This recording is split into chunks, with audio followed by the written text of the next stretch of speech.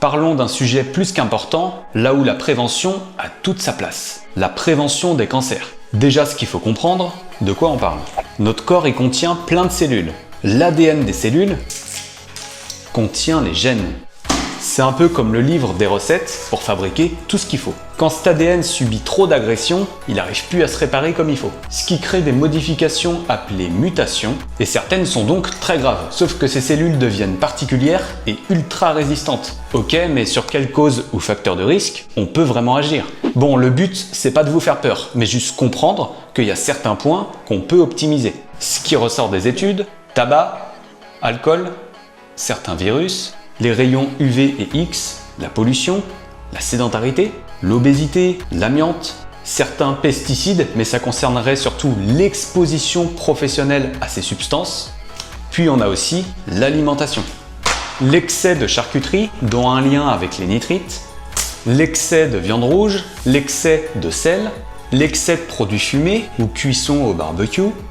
On a aussi les PFAS, par exemple via les poêles anti-adhésives. Quels conseils je peux vous donner? Déjà sur les PFAS, on en retrouve dans le revêtement des poêles anti-adhésives, donc vigilance à ne surtout pas les rayer. Sinon, utilisez de la fonte, de l'inox ou encore le cuivre vapeur.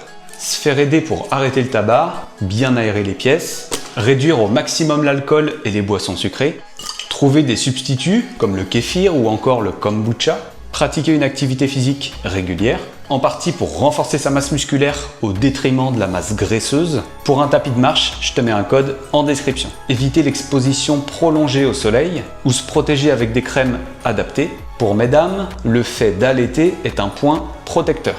Si vous comptez faire du jardin à la maison, renseignez-vous s'il y avait des cultures intensives sur cette zone ou au voisinage. On a aussi le dépistage, notamment avec l'avancée dans l'âge. Ça reste important. Réservez la charcuterie aux occasions, privilégiez la viande blanche plutôt que la viande rouge. Enfin, avoir une alimentation équilibrée et suffisante en végétaux. Mais ça veut dire quoi? Qu'est-ce qui peut être vraiment intéressant pour protéger au mieux notre corps? Commente partie 2 et abonne-toi pour qu'on aille dans le détail ensemble. A bientôt, c'était Landry.